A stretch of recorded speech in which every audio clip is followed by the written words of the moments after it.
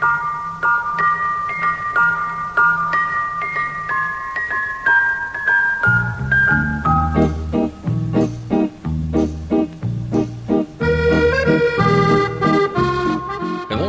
to Wavescan, the international DX program from Adventist World Radio.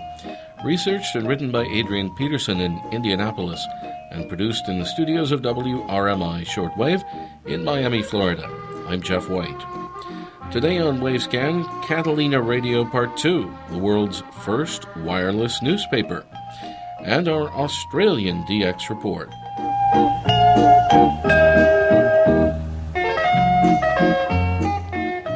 Last week here in Wavescan, we presented the story of medium wave and shortwave radio broadcasting on Catalina Island, just off the coast of Southern California at Los Angeles. This week we present another part of this same story, this time the world's first wireless newspaper. Catalina Island is shaped almost like the big hand of a clock, pointing towards 11 o'clock. The island is 22 miles long, 8 miles wide, and just 20 miles off the California coast at Los Angeles. The total population on the island is around 4,000, and the main town on the island is Avalon, with 3,000 residents. One of the major problems on Catalina is a shortage of fresh water, and there have been times when it was necessary to import water into the island by ship and dispense it locally by horse-drawn wagon. A moderately sized desalination plant valued at $3 million was installed at Pebbly Beach in 1991, and this supplies 132,000 gallons of fresh water each day, processed from the salt water in the nearby ocean. Catalina enjoys a mild subtropical climate, and the island attracts 1 million tourists and vacationers each year. Naturalists tell us that there are 15 unique animals and plants on the island, including the Catalina fox and the orange-tip butterfly. In ancient times, historians tell us, the island was inhabited by 2,500 native dwellers known as the Tongvu people. The island was discovered in 1542 by the Portuguese explorer Juan Rodriguez Cabrillo, sailing for Spain, and 80 years later it was rediscovered by the Spanish explorer Sebastián Vizcaíno, who gave it the name Santa Catalina Island. Catalina has been visited by Russians from Siberia, Aleuts from Alaska, and many traders from various Pacific locations. In the 1830s, the last of the native population migrated across the intervening channel to California. Then in 1846, the then Mexican governor granted the island to private owners. The island has since known many owners, including William Wrigley of chewing gum fame. It was in 1864 that Pigeon Post was introduced between Catalina Island and the Californian mainland, and it took 3/4 of an hour for messages to be delivered in either direction. Some 35 years later, when the Pigeon Post was discontinued, it took 10 days for the Postal Service to deliver stamped mail. In 1901, Robert Marriott, chief engineer for the Pacific and Continental Wireless Telegraph and Telephone Company, designed 2 sets of wireless transmitters and receivers and had them manufactured in Denver, Colorado. Each wireless transmitter was rated at 2 kilowatts. During the following year, 1 set was installed in Avalon on Catalina Island with its own power generator, and another set was installed 26 miles distant on the mainland at San Pedro, Los Angeles. Initially, the wireless station at Avalon was identified with the call sign A, and the San Pedro station was identified with the call sign G. On Catalina, the city office was located in a small building on Ocean Avenue, the same location where the historic Chimes Tower now stands. Western Union telegraph lines connected the city office to the wireless station on the north edge of Avalon Bay. Test transmissions between the 2 wireless stations, A and G, began on June 28, 1902, and the first official message from Avalon was directed to the President of the United States, President Theodore Roosevelt, on August 23rd. On July 4th, 1910, the Avalon wireless station received the Morse messages from station TG in San Francisco describing a boxing match in Nevada. A copy of the Morse message was recorded onto tin foil, and this recording is honored as the world's first recording of an off-air wireless message. 10 years later, voice equipment was installed at the Avalon wireless station, and a new radio telephone service was inaugurated between Catalina and the Californian mainland on July 1, 1920, a world first. The Avalon transmitter was allocated the call sign KUXV, and it is understood that the transmitter frequency was initially somewhere within what became the standard medium wave band, though subsequently it was moved onto what was technically a shortwave channel just above the standard medium wave band. However, because radio monitors could tune into these conversations on homemade radio receivers, a submarine cable was laid 3 years later, and the radio telephone service was discontinued. The enterprising Los Angeles Times entered into a publishing arrangement, the first in the world, whereby news was transmitted by Morse code from Los Angeles to Avalon, and then printed locally for sale. These news dispatches were transmitted by wireless beginning daily around 4 a.m., and by 7 a.m. local citizens in Avalon were buying a printed version at 3 cents a copy. The paper version of the Los Angeles Times arrived by boat in Avalon several hours later in the afternoon. This, the world's first wireless newspaper, was named appropriately the Wireless Newspaper, and the first edition was printed in Avalon on Wednesday, March 25, 1903.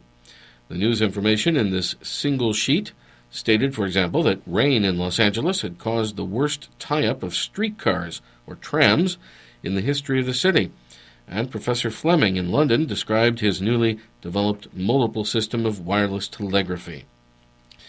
This historic and picturesque wireless station on Catalina Island was perched on a hillside overlooking the Pacific Ocean. It was featured on several tourist postcards, in both black and white and in color. This wireless radio station was in use for a total of 21 years, and even though it is long since gone, it is memorialized in both the history of Catalina Island and also in the developmental history of wireless in California and throughout the world as the first ever wireless station erected for commercial operation.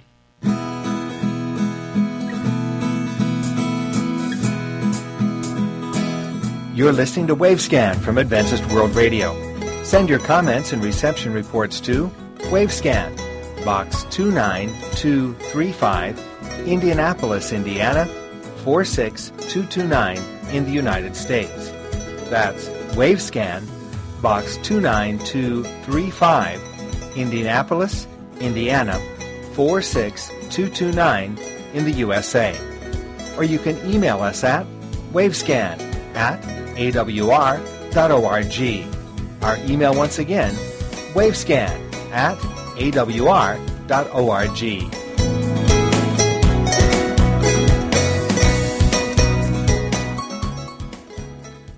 Greetings to shortwave enthusiasts around the world. This is Bob Padula in Melbourne, Victoria, Australia, with another edition of the Australian DX Report. These magazines provide news of shortwave broadcasting stations, monitoring summaries, propagation news, and other information concerning world international broadcasting.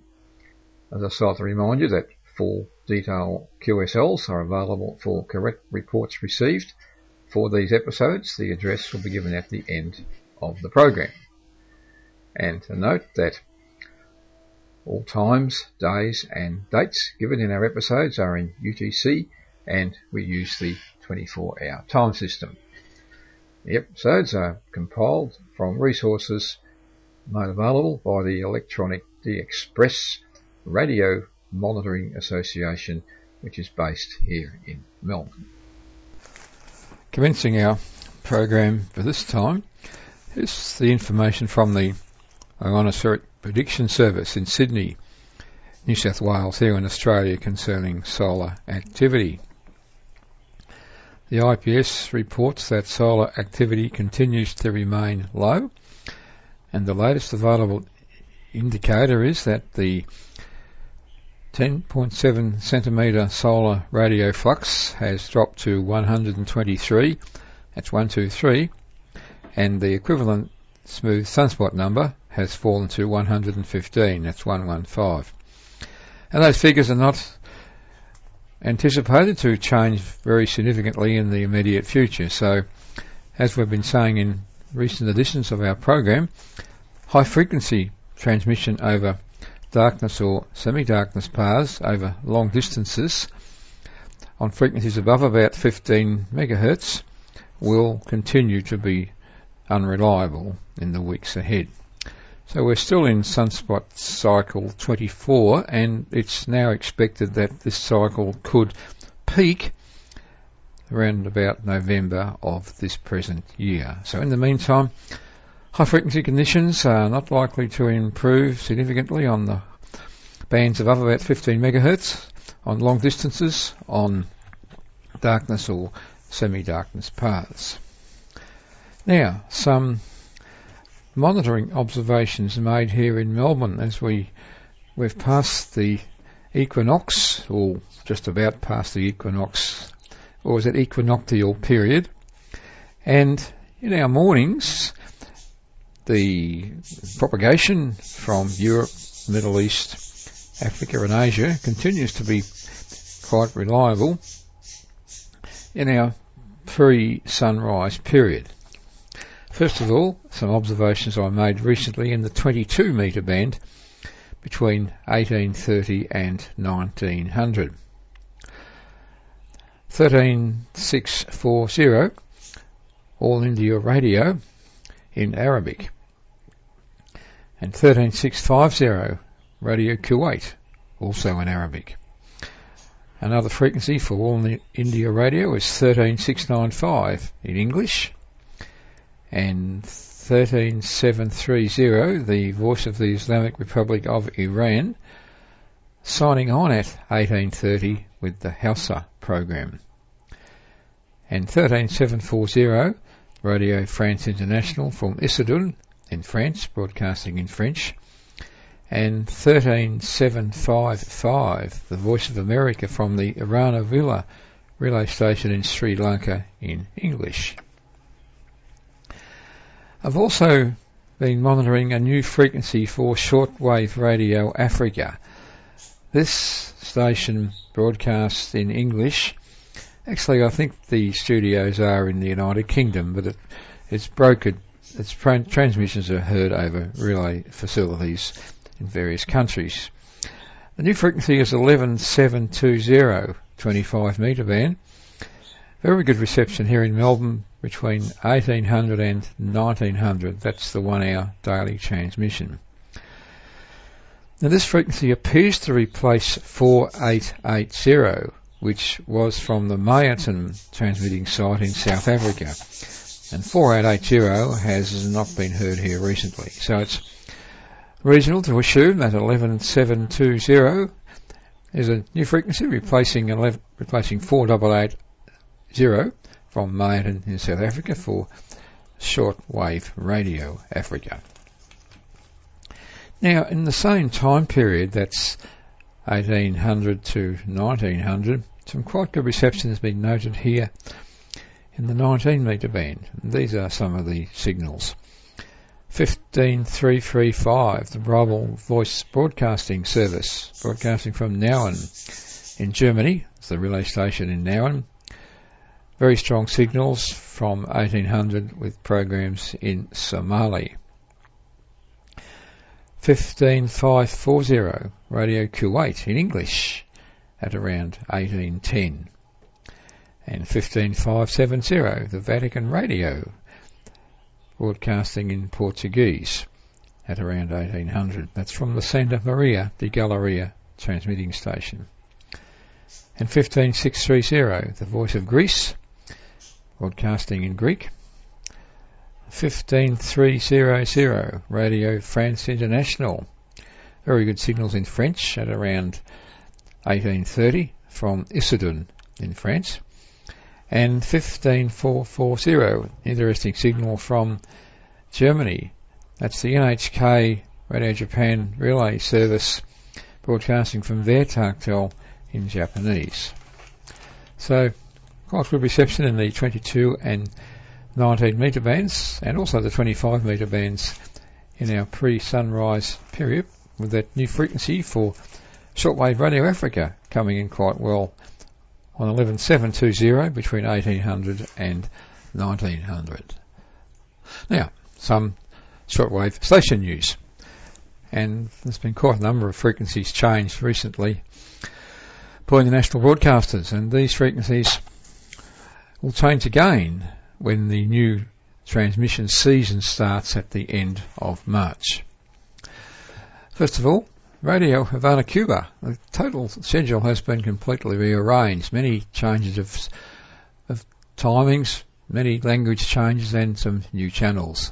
Too long to give here, of course, but some of the more interesting frequencies from Havana include the following, or that's Radio Havana, Cuba, include the following. 5040 in the 60 metre band. Midnight to midnight 30 in Creole to South America, and midnight 30 to 0100 in French to South America. And 6120 midnight to 0500 in Spanish to Central America. And 5040 continues between 0100 and 0500 in Spanish, and again 0500 to 0600 in English.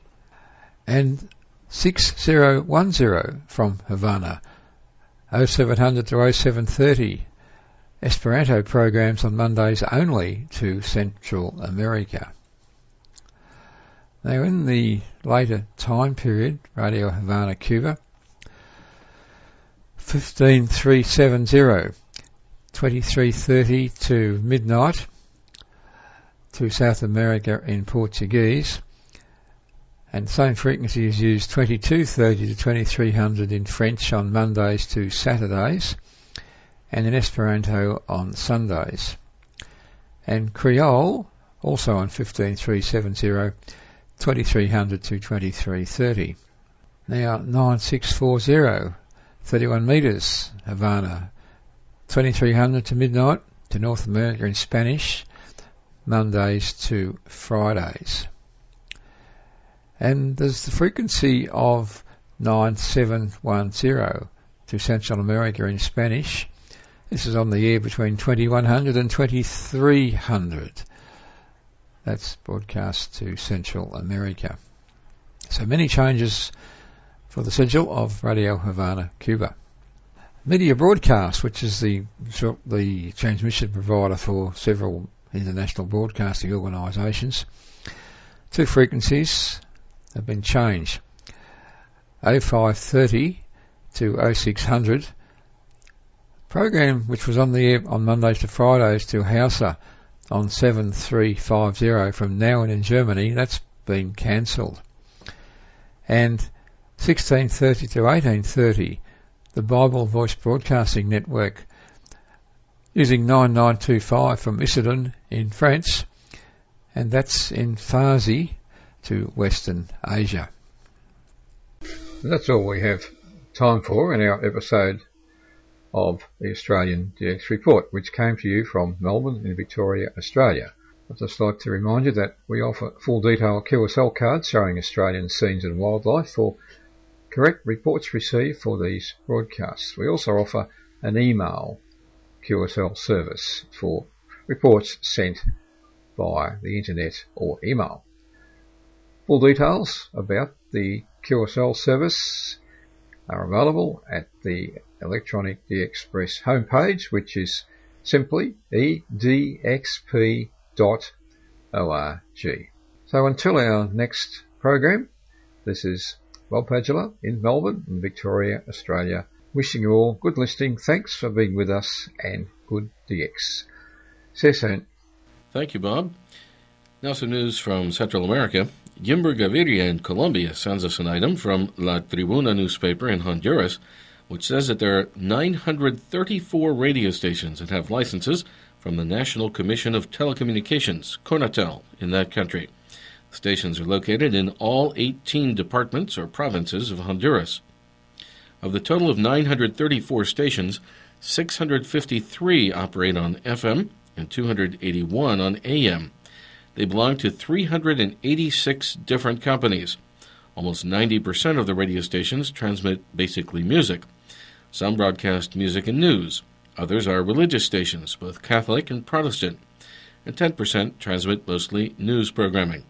The radio spectrum in Honduras is organized into 10 geographic zones, 7 of which are said to be saturated, which means there's no space on the dial to put any more stations. In 3 zones, Conatel continues to assign licenses, but for low-power stations. La Tribuna says that no country in Central America has as many radio stations as there are in Honduras, nor so many owners of stations, showing that there is no monopoly on the radio market there. Meanwhile, WRMI listener Francisco Solórzano in El Salvador tells us that on March 1st of this year, Radio Nacional de El Salvador celebrated its 87th anniversary.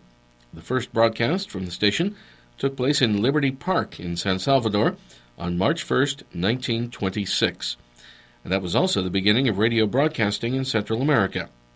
At that time, the station was called AQM, the initials of Honduras's president, Alfonso Quiñones Molina.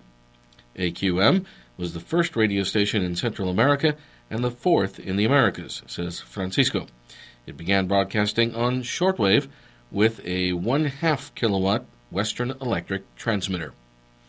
And here's what Radio Nacional de Salvador sounds like today on its frequency of 96.9 FM. Radio Nacional, la voz oficial de los 10º Juegos Centroamericanos San José 2013.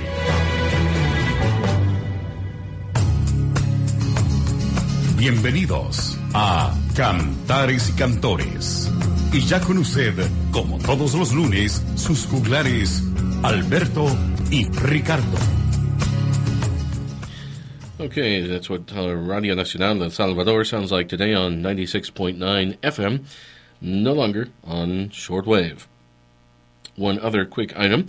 Dr. Julian Santiago in Mexico City informs us that Radio 1000 has reactivated its shortwave frequency of 6010 kilohertz. Now let's go to Salahuddin Dolar in Bangladesh and a DX supplement from him this month. Now, the receiving log of different radio stations which I monitored. February 17, Voice of Turkey at 1730 to 1800 UTC in English on 11730 kHz. The SIO code was 444. February 19, Radio Atmik Jatra in Indian dialect at 1430 to 1445 UTC on 1548 kHz via Trincomalee, Sri Lanka. The SIO code was 322. February 20, Radio Pakistan at 0140 to 0210 UTC in Urdu on 15490 kHz. The SIO code was 433. BBC at 1240 to 1300 UTC in English via Sicily on 2140470 kHz. The SIO code was 322. February 23rd, Radio Japan at 1200 to 1230 UTC in English on 11740 kHz. The SIO code was 444. February 24th, Radio Santec at 1500 to 1530 UTC in English on 15190 kHz. The SIO code was 333. February 28, Radio Thailand at 1400 to 1430 UTC in English on 9950 kHz. The SIO code was 433. March 2nd, Voice of America at 1400 to 1500 UTC in Urdu on 15515 kHz. The SIO code was 333. March 5th, Trans World Radio Swaziland at 1400 to 1415 UTC in Urdu on 15360 kHz. The SIO code was 322. March 7th, Radio Hargeisa Somalia at 1600 to 1615 UTC on 7120 kHz. The SIO code was 322. China Tibet Broadcasting Company Voice of Holy Tibet at 1615 to 1632 UTC in English on 4920 kHz. The SIO code was 433. Bangladesh DX team will issue a QSL card for March edition of Bangladesh DX report in Wavescan. For eQSL, please send your reception report to dxbangla@gmail.com.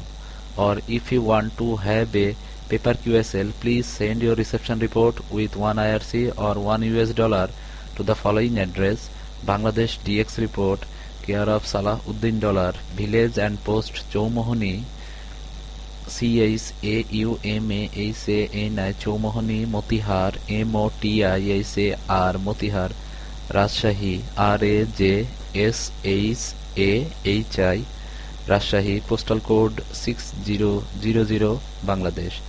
If you want to know about Bangladesh DX report, please visit our web www.bdxr.blogspot.com. Okay, I will come with more DX news in the next edition. Till then, take care. Salahuddin Dollar, Rajshahi, Bangladesh.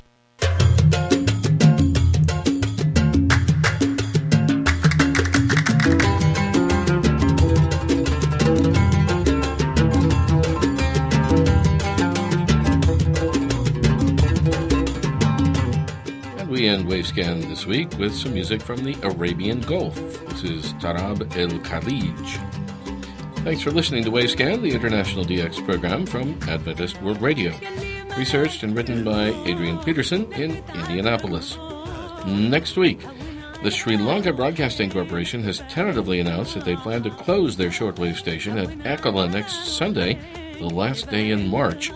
If this untoward event does take place, as suggested, we plan to present here in Wavescan a special edition dedicated to this historic shortwave station under the title Tribute to Akala, for which we will issue a special, one-time only QSL card.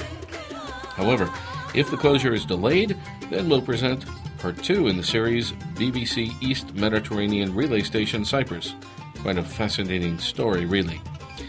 If you'd like a Wavescan QSL card, either the AWR or WRMI version, you can send your reports to Wavescan, Box 29235, Indianapolis, Indiana, 46229, USA. That's Wavescan, Box 29235, Indianapolis, Indiana, 46229, USA. Our email is wavescan@awr.org. That's wavescan@awr.org.